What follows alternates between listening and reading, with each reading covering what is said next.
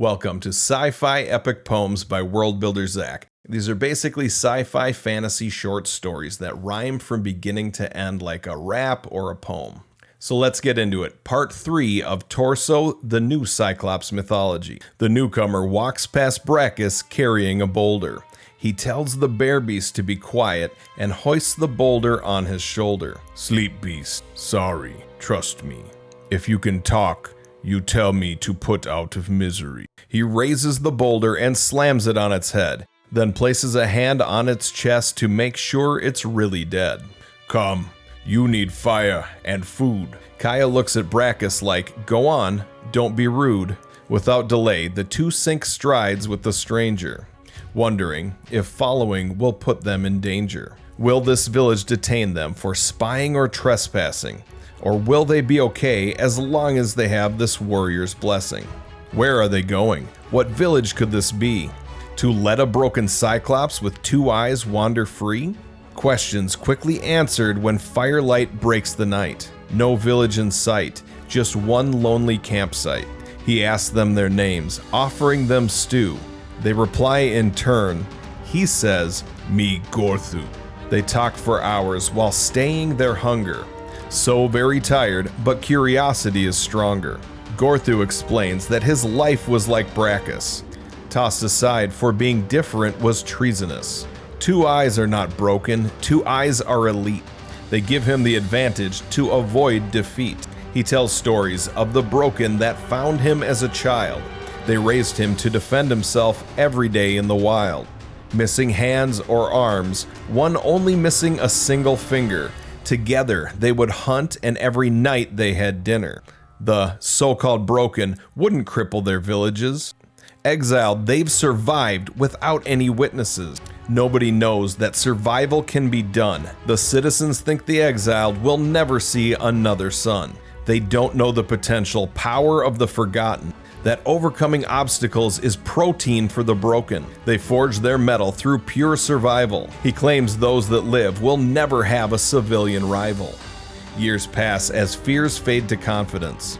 Brachus found his hand's footing in the direst of circumstances. Kaya grew her belly, as did her shame to pride. Her son is now a man, and she is now Gorthu's bride. The three have tamed the wild as much as the wild can tame. Foul wolves and bear beasts now little more than a child's game. Gorthu grew to be the father Brachus never knew. The three soak up the sky each night as they soak up delicious stew. 12 now, Brachus outgrew his years. If he had legs, he would be taller than his peers. For the first time, Kaya and her son feel free. The only fear they feel now is that of the looming pregnancy. Kaya still hunts without taking rest, but on this planet, giving birth can best the very best. Family is a most foreign concept to the Cyclops. Connections are liabilities wherever ambition never stops. But this is different. This feels right. To toil together during the day and comfort each other every night. Every day has a singular objective. Work together so they can all live. One morning, with no food at their sight, they set out to hunt some down before night. They tracked down a bear beast and worked out their scheme. When working as a team, their combat's like a dream. With ease, they down that 20-foot beast. More than enough beast for a village's feast. To say the least, these three will dine like royalty, at least until it spoils eventually. That's when it happened, when their day turned to nightmare. Kaya locks eye with an all-too-familiar stare. Raglan, the chieftain of their former village, shows up to their campsite home to pillage. With nearly the whole village behind him, the exiled options are cut rather slim. Gorthu approaches him and says, "You have bear." But Raglan laughs at his two eyes and asks him how he could dare. "How dare you speak to chieftain? You not Cyclops, you broken!" Gorthu bites his tongue as Brachus focuses his eye. Gorthu looks at the boy with a stare that says, "Don't even try." Raglan's laugh echoes as he tromps through their campsite, taking things and breaking things, clearly looking for a fight. Raglan grunts, "Dare hunt our mountain? Stain our ground with you so broken?" Brachus shouts back, "You wrong! If broken is bad, how we live so long?" Kaya gasps as Raglan walks to him. Tension forecasts a storm so grim. Why did he have to open his mouth?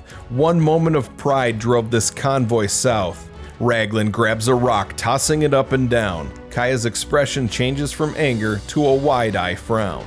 Raglan smiles and says, "You right, broken amazing. We celebrate this night.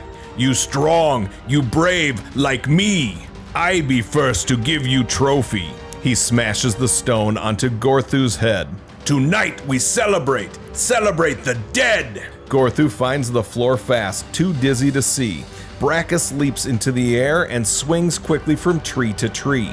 His anger fills his body halfway, but the half of his body it doesn't fill is the half he doesn't have anyway. All he can see is rage and his new father bleeding. His acrobatics continue quickly until he spots an opening. He dives in, double fist into a giant eye, propels himself into the air screaming, "Raglan, you gonna die!" A lackey intercepts him and the three pile up together. Brachus pulls himself free and launches himself at another. One by one, Brachus bullies the gang. The forest is his home, no way they could hang. Down the villagers topple like dominoes. Brachus finally knows how it feels to return these blows. Only one Cyclops still stands before him. The fire they had brought to this battle is now faintly dim. Raglan now wears a crown of disbelief. This was not what he expected from his power as village chief. He circled, then back as panic sets in.